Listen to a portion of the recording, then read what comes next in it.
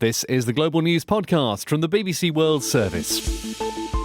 I'm Andrew Peach, and in the early hours of Saturday the 19th of June, these are our main stories. Iranians have gone to the polls to elect a new president. A former Liberian rebel commander has been sentenced to 20 years in prison by a Swiss court for war crimes. Roman Catholic bishops in the US have voted to draft a new document on communion in what's seen as a rebuke to President Biden. Also in this podcast, the couple in Ukraine who tried to bring themselves closer together using handcuffs. We used to have to discuss every movement, whether it was brushing our teeth or washing. Now we do routine things without a word. First, Iranians went to the polls on Friday to choose a new president.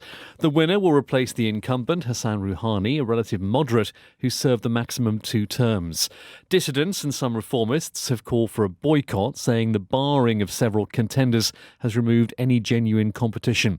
The elections came at a time of widespread discontent among Iranians over economic hardships, as these voters in Tehran told us. The most important expectation, like for most people, is the need to solve problems related to the economy and our living standards. Then it's tackling coronavirus and increasing vaccinations. And they're making a plan to address employment opportunities for young people. We don't have an issue with the conduct of elections, and we don't have a problem with the country and the regime, but the state of the economy has been hard for the people of Iran. The economic problems should have ended somehow.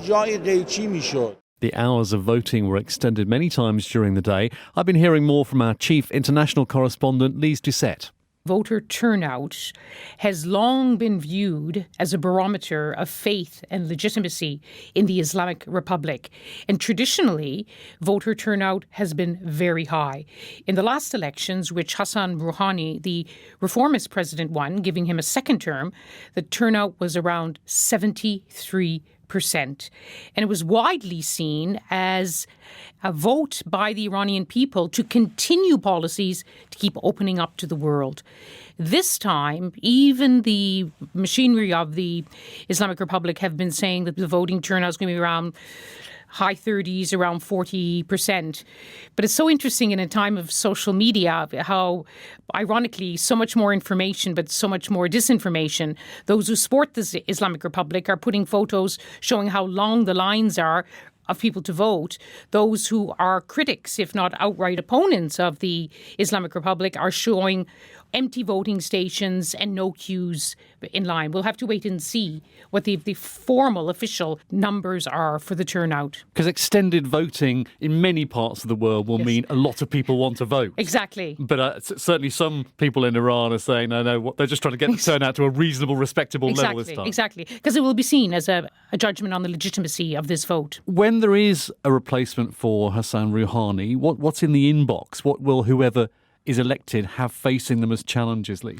What we're looking for, first of all, to see if any of the 4 candidates gets more than 50% to avoid a second round runoff. So the Conservatives and hardliners who are supporting Ibrahim Raisi, the Chief Justice, are hoping he does cross over that 50% to avoid a second round.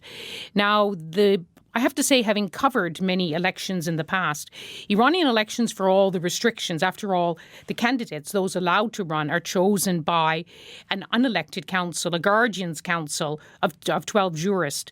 This time, so many were disqualified, including the leading reformist candidates, that there's an overwhelming impression that the Islamic Republic, the supreme leader, Ayatollah Khamenei, want to create the conditions for Ibrahim Raisi to win, and to win as convincingly as possible. And we'll see what the outcome is, but in your judgment, who's in the ascendancy in Iran, the progressives or the conservatives? Oh, there's no question. It's the hardliners and the conservatives. After 8 years of Hassan Rouhani, who came to power, promising to improve the economy, promising an Iran nuclear deal which would remove the sanctions, open Iran up into the world, even those who would want to support the reformist are saying, well, look at what it's brought us. Hence the low turnout, growing disillusionment, growing, deepening suffering under the weight of these sanctions.